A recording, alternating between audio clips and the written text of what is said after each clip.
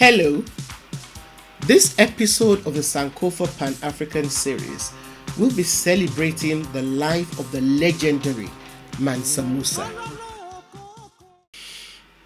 Musa Keita I is better known as Mansa Musa. He left huge footprints in the sands of time. Although not much is known about his early years, because some accounts believe he was the grandson of Sundiata Keita. Others record him as the grandnephew of Sundiata. Mansa Musa Keita is also believed to have been the grandson of Abubakar Keita I, who was a nephew of Sundiata Keita, the founder of the Keita dynasty and the Empire of Mali.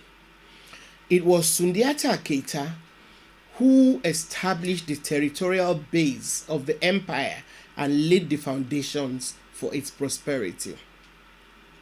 Now, his given name, Musa's given name at birth was Musa, whilst Mansa is the Mandinka word for ruler or emperor. Musa Keita became the 10th ruler or Mansa of Mali in 1307. Prior to becoming Mansa of Mali, he served as deputy to Mansa Abubakar II, who was his predecessor. Now, Mansa Abubakar II was an explorer who went missing when he took a sea voyage to find the end of the Atlantic Ocean. Now, the empire which Mansa Musa inherited controlled territories that were rich in gold, salt, and copper. Mali also monopolized trade between the north and interior of the African continent. Under Mansa Musa's rule, the empire grew even wealthier. The reason why Mansa Musa is one of the best known African rulers is the wealth that he controlled as the emperor of what was most likely the wealthiest empire on earth during his reign. Now, during Mansa Musa's reign, Mali had an army of about 100,000 men, which included an armored cavalry of 10,000 horses. Mansa Musa doubled the territory which he inherited and maintained Mali's vast empire, which controlled lands covering the Gambia and Lower Senegal in the west, and in the north, the empire incorporated the entire length of the Western Sahara border region. In the south, the Boer region and the area which later became known as the Gold Coast.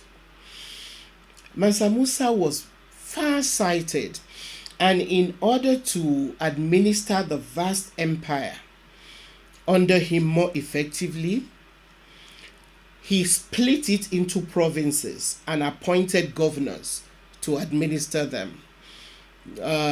Now, he also put in place proper record-keeping procedures and had records sent to the centralized government office in Niamey, which was the capital.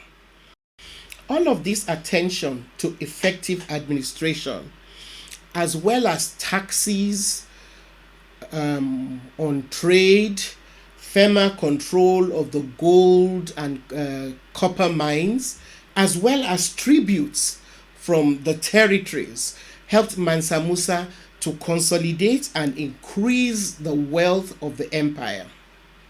Now, the wealth that he controlled when compared to the rest of the world at that time, is best illustrated by the pilgrimage which he took, accompanied by his wife Inari Kunati, to Mecca in 1324 during the 17th year of his reign.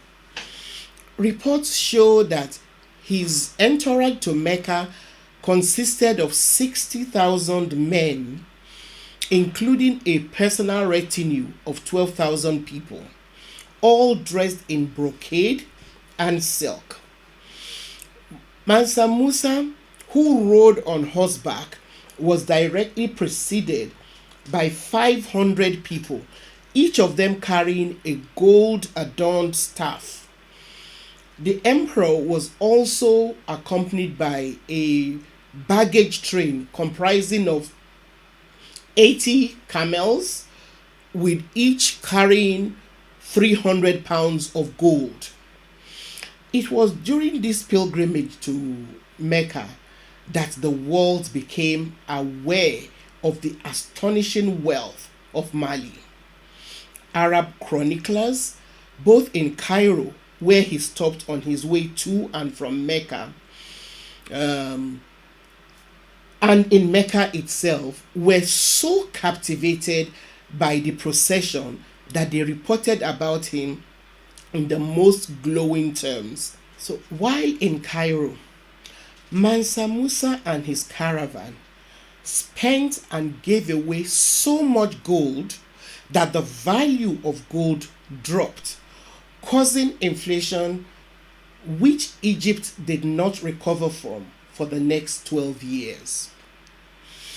The accounts of Mansa Musa's stupendous wealth quickly reached Europe, and a map called the Catalan Atlas, which was created in 1375 by Spanish cartographers, depicts West Africa with an image of Mansa Musa sitting on a throne, holding his staff of office in one hand, and in the other a large gold nugget.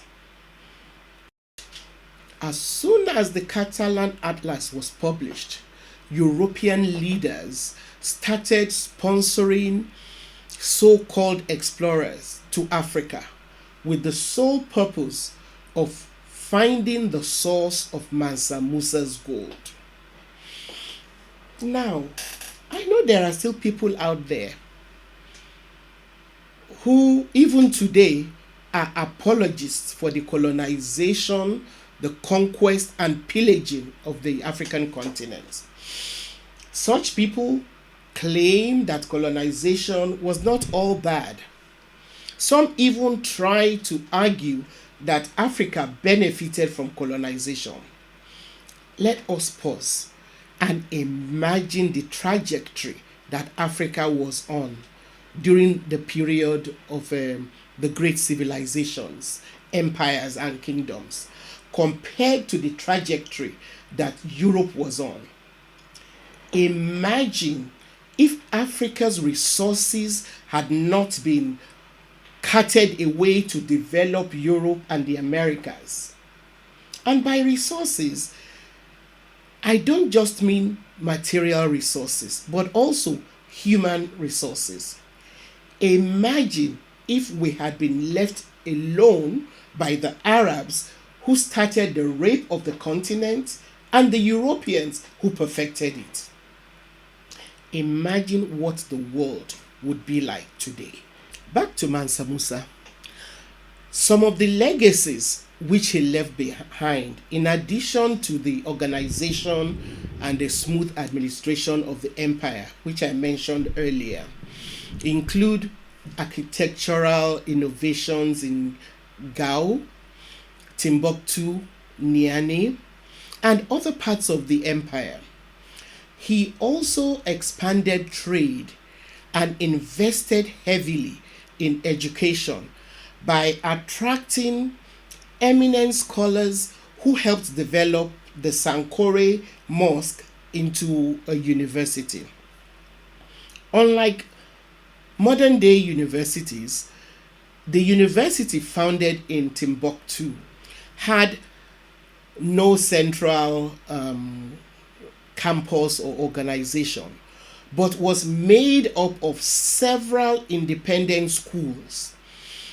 And courses taught include courses that were taught there included anatomy, astronomy, anthropology, botany, evolution, medicine, surgery, physiology, zoology, cartography, geology, mathematics, physics, chemistry, philosophy, languages and linguistics, Islamic studies,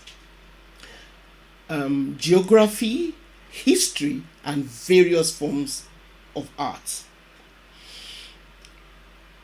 It was a more comprehensive collection of courses than you could find in most European universities at the time. Anyway, thank you for being a part of this episode. Please subscribe if you haven't done so. Like us, and please share our videos with your contacts. See you next time.